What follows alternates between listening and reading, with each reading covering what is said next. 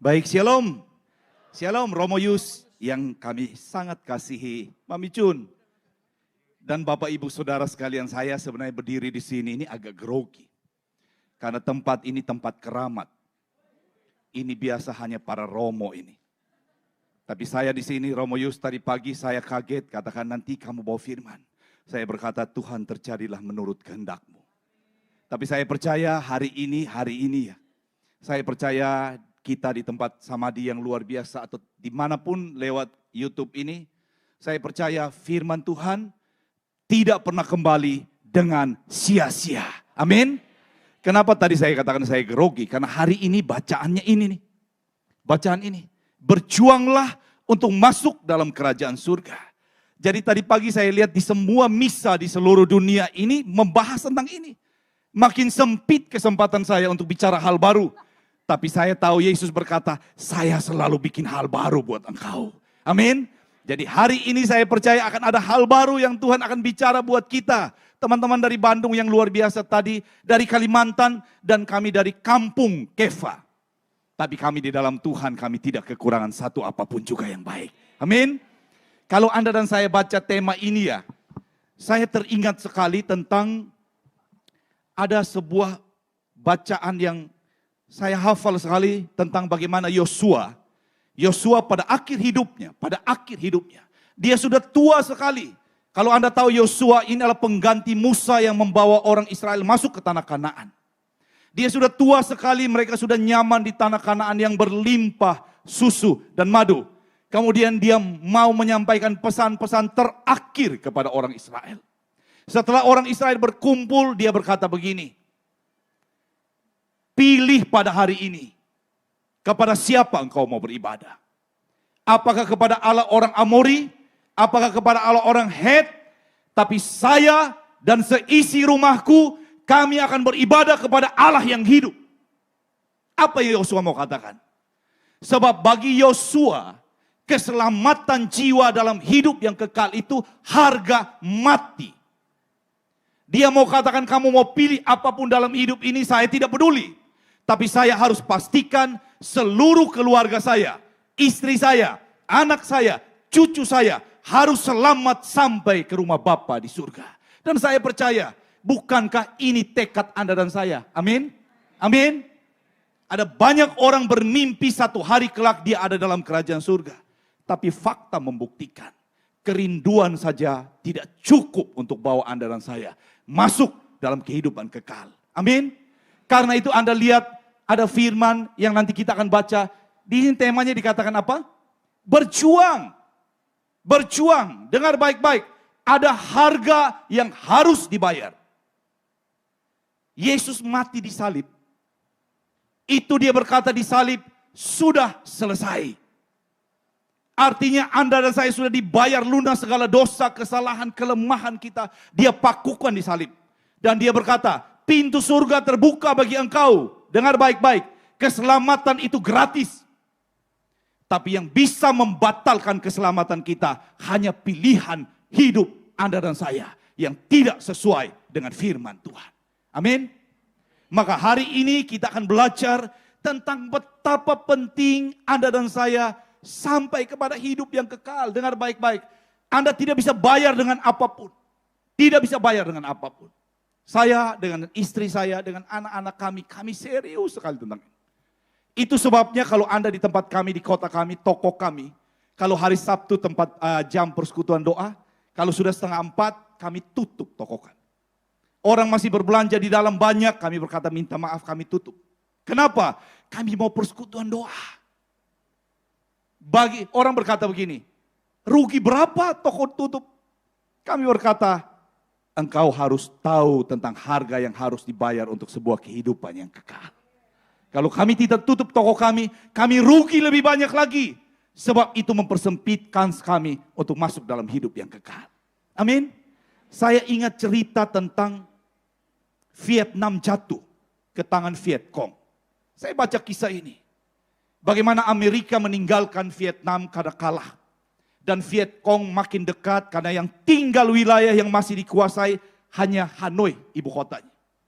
Kemudian Amerika mengirim pesawat-pesawat untuk membawa orang-orang simpatisan Amerika untuk keluar dari Vietnam. Tapi pesawat terbatas. Orang-orang yang mau diangkut terlalu banyak. Sampai sisa satu pesawat terakhir. Yang hanya bisa memuat 150 orang saja. Yang berkerumun di luar bandara ada ribuan orang. Tapi 150 orang itu tidak sembarangan orang bisa naik. Waktu nama itu dipanggil, ribuan orang berharap ada nama saya disebutkan di sana. Satu persatu dipanggil, Anda bisa bayangkan kalau Anda menjadi salah satu dari ribuan orang. Engkau berharap nama saya ada di sana. Maka dipanggil si A, begitu gembira dia masuk di antara kerumunan, tentara membiarkan dia masuk naik pesawat. Anda bayangkan kalau angkanya sudah sampai 149. Tinggal satu. Betapa sedihnya kalau nama yang terakhir disebut dan nama kita tidak ada di sana. Dengar baik-baik. Ini saat yang penting bagi Anda dan saya. Kita mesti pastikan. Kalau nama itu disebut, semua orang yang ikut dalam acara samadhi ini ada disebut di tempat sana. Amin. Amin. Saya suka tanya pada banyak orang. Hidup yang kekal itu berapa lama ya? Berapa lama? 1000 tahun? 1 miliar tahun? Atau selama-lamanya? Hidup di bumi berapa lama? 70 tahun firman Tuhan. Kalau kuat 80 tahun. Mama saya sudah 80 tahun. Sudah maksimal. Tapi kami percaya Tuhan masih memberi dia bonus tambahan. Amin. Saya suka pakai satu ilustrasi. Saya dari tadi cari ada apa ya? Saya punya satu tali. Ini tali ajaib. Bukan sulap ya. Saya suka mau jelaskan Anda tentang, anggap saja ini timeline kehidupan kita. Anggap saja tali ini tidak ada ujung lah. Ini kehidupan kekal ya. Anggap saja ini tali tidak ada ujung. Firman Tuhan berkata hidup di bumi 70-80 tahun. Dibandingkan dengan kekekalan, hidup di bumi ini terlalu singkat. Saya kasih seperti yang Anda lihat di selotip ini, yang putih. Dibandingkan dengan hidup yang kekal, maka hidup di bumi ini sangat singkat sekali. Yang kau takut COVID sekarang ini ya, yang kau takut krisis ekonomi itu hanya di bagian ini nih. Yang kau punya predikat konglomerat, atau engkau punya properti yang luar biasa, atau deposito yang luar biasa, ada di sini nih, ada di sini. Tapi dengar baik-baik, dibandingkan dengan kekekalan, hidup di bumi sangat singkat seperti ini. Tapi apa isi hidup yang singkat ini sangat menentukan engkau tersambung ke sini atau engkau habis di sini. Kalau engkau mengerti betapa menentukan hidup yang singkat ini tentang yang ini, engkau tidak berani hidup sembarangan. Hidup tanpa memikirkan konsekuensi tentang kekekalan adalah hidup yang paling menyedihkan yang pernah dijalani. Saya ulangi. Hidup yang dijalani tanpa memikirkan konsekuensi kekekalan adalah hidup yang paling malang yang sedang dijalani. Anda dan saya harus berpikir baik-baik. Apa isi hidup yang singkat ini akan menentukan di mana saya akan menghabiskan kekekalan saya. Saya cerita Anda, saya punya seorang saudara, teman. Dia sakit, hanya sakit perut saja. Kemudian dia pergi periksa ke dokter dan dokter tidak menemukan penyakitnya. Kemudian dia pergi lagi ke kota yang lebih besar, dia periksa. Kemudian satu saat seorang dokter menemukan penyakitnya. Kemudian teman saya ini berhasil sekali, sangat berhasil sekali. Kemudian dokter tulis di selembar kertas dan tunjuk pada dia. Umurnya hampir seumur saya. Dokter hanya tulis itu, umurmu tidak sampai 5 tahun lagi. Anda tahu, dia shock sekali. Kemudian memang Tuhan tidak memberi dia sampai 5 tahun. Tapi dia bilang ke saya begini, kalau saya bisa putar kembali saya punya hidup, saya tidak akan jalani hidup seperti dulu saya hidup. Hanya mengejar dunia ini. Hanya mencari pangkat yang tinggi. Hanya mencari popularitas. Hanya mencari kesenangan dunia. Tapi tiba-tiba saya tersadar, saya punya waktu tidak ada lagi. Tapi saya tidak bisa mengulang lagi hidup ini. Kenapa firman Tuhan dalam Lukas bab 13 ayat 23-24 yang hari ini kita baca? Saya bacakan saja. Dan ada seorang yang berkata kepadanya, Tuhan, sedikit saja orang yang diselamatkan? Jawab Yesus kepada orang-orang di situ, berjuanglah untuk masuk melalui pintu yang sesak itu. Sebab aku berkata kepadamu, banyak orang akan berusaha untuk masuk, tetapi tidak akan dapat. Tidak akan dapat. Apa yang Yesus mau katakan? Yang berjuang saja belum tentu bisa masuk. Apalagi yang tidak berjuang. Apa maknanya? Anda dan saya mesti hati-hati sekali tentang apa isi hidup ini. Maka kita bersyukur ada acara begitu banyak dari Samadhi. Termasuk acara hari ini. Ada firman-firman yang diberitakan. Dengar baik-baik. Dalam Yohanes bab 8 ayat 32 dikatakan begini. Kamu akan mengetahui kebenaran. Dan kebenaran itu memerdekakan kamu. Setiap firman yang disampaikan oleh Romo Yus, Mami Chun di tempat ini, atau para Romo, dia sedang memberi Anda sebuah arah. Ingat baik-baik, tidak setiap jalan membawa Anda kepada keselamatan. Sebab Amsal berkata ada jalan yang disangka orang lurus, tapi ujungnya justru menuju maut.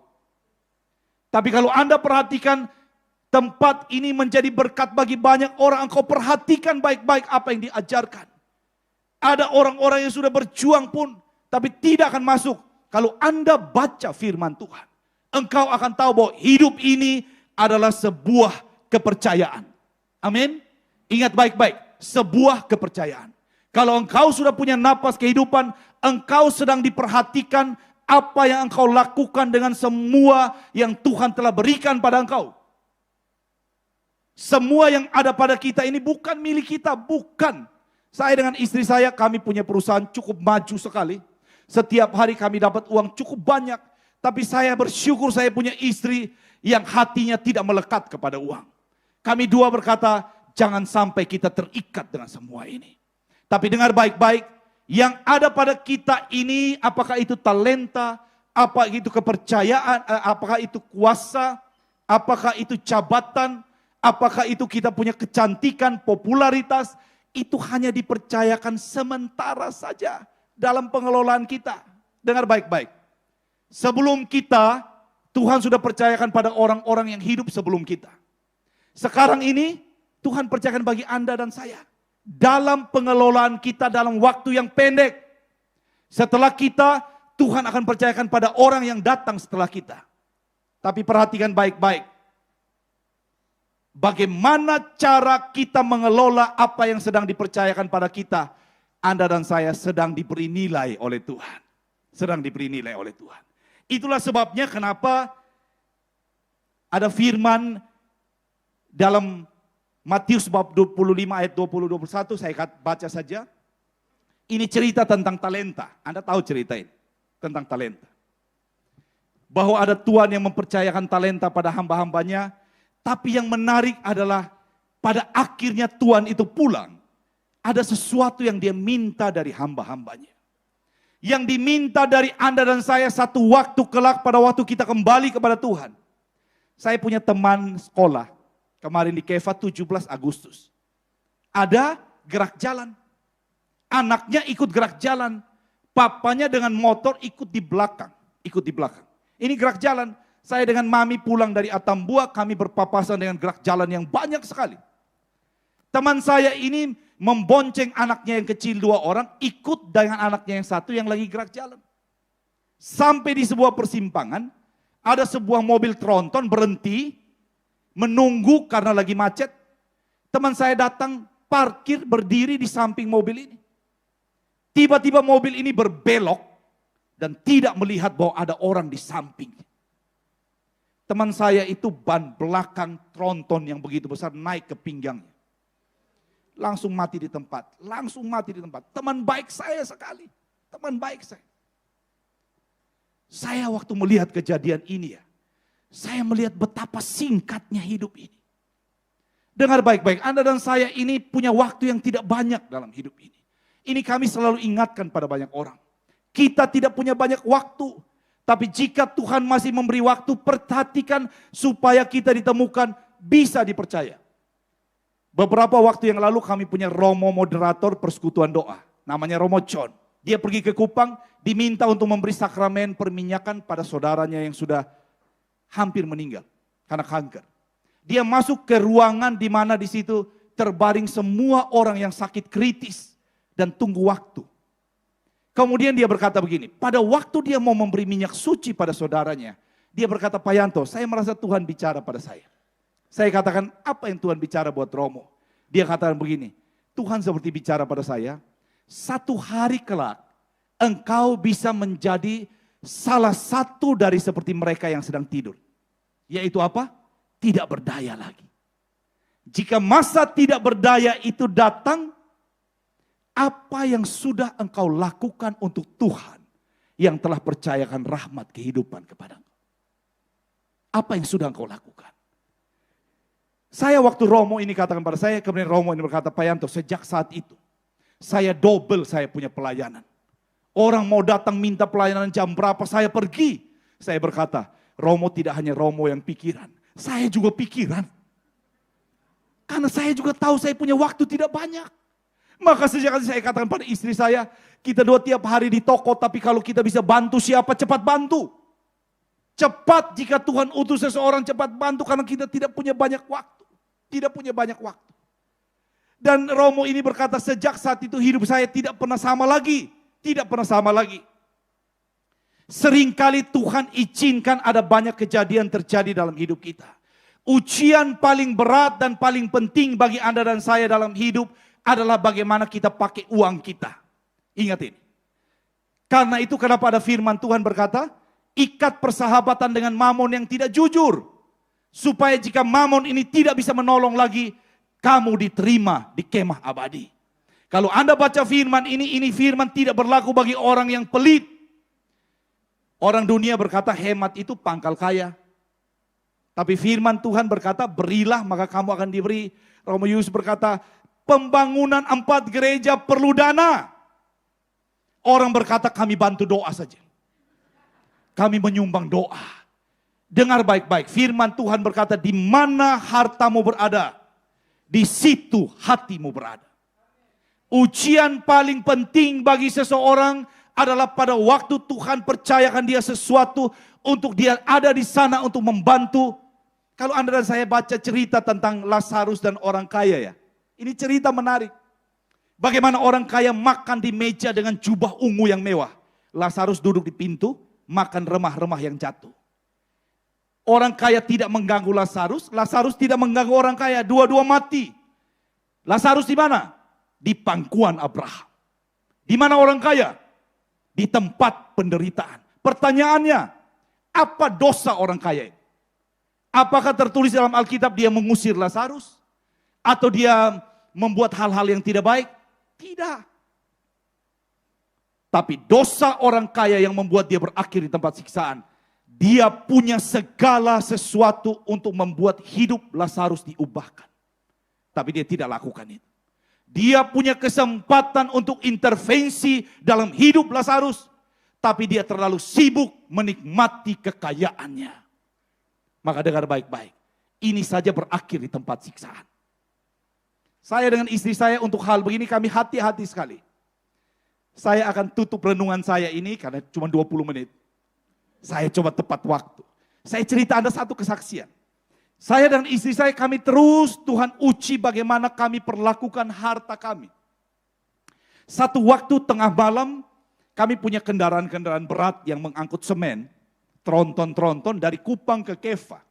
Itu perjalanan harus menginap di jalan karena 200 km dengan muatan yang begitu berat.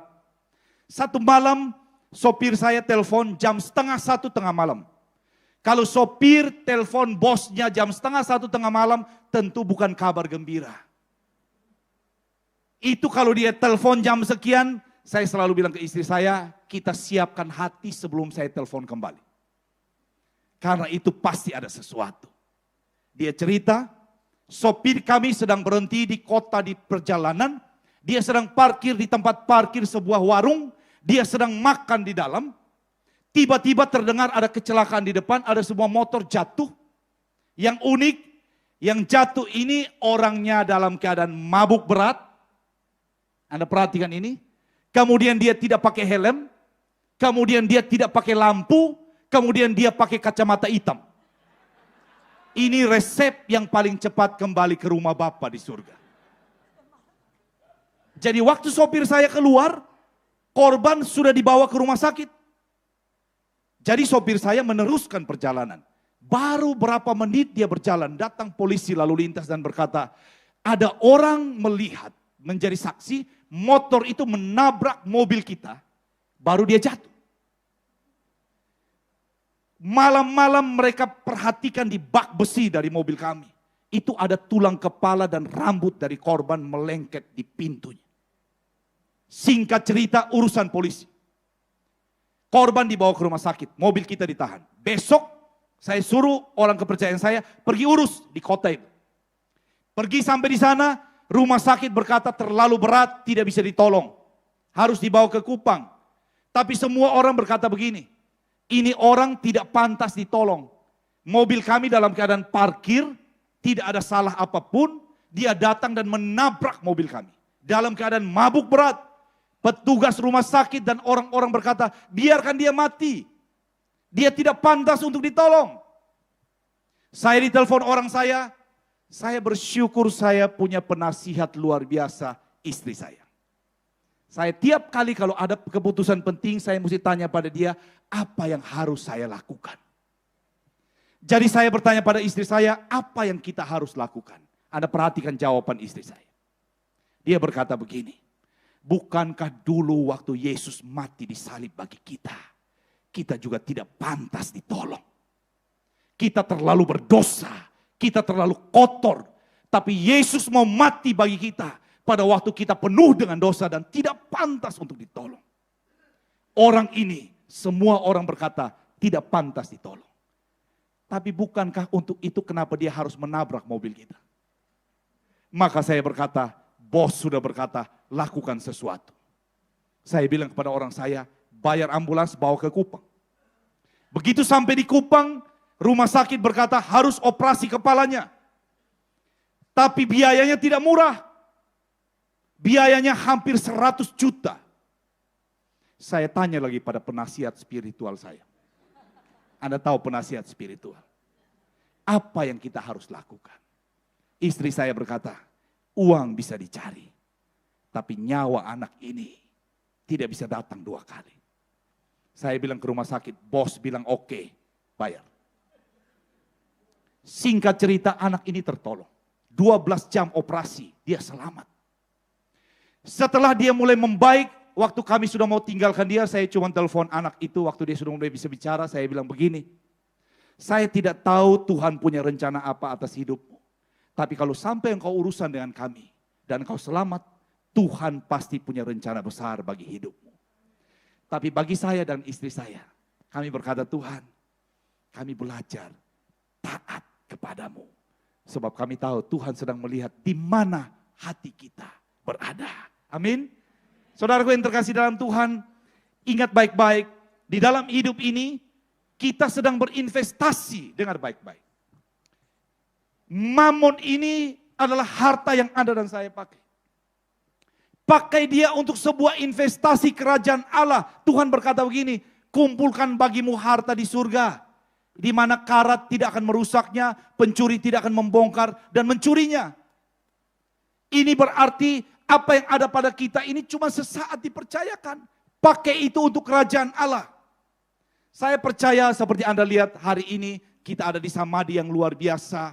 Kita harus mengakui bahwa pada waktu Romo Yus ada di tempat ini, ada perkembangan yang luar biasa. Saya percaya samadhi ini sebelum generasi Romo Yus sudah ada orang lain yang kelola. Bahkan nanti setelah Romo Yus juga ada orang lain yang kelola. Dan ini bukan milik Romo Yus. Tapi Anda lihat selama Romo Yus ada di tempat ini, dia melakukan segala sesuatu untuk orang sebanyak-banyaknya mengenal siapa Allah Yesus Kristus Tuhan kita. Amin. Romo Yus tahu ini jabatan ini sewaktu-waktu Bapak Uskup bisa cabut. Bisa cabut, ini tidak permanen.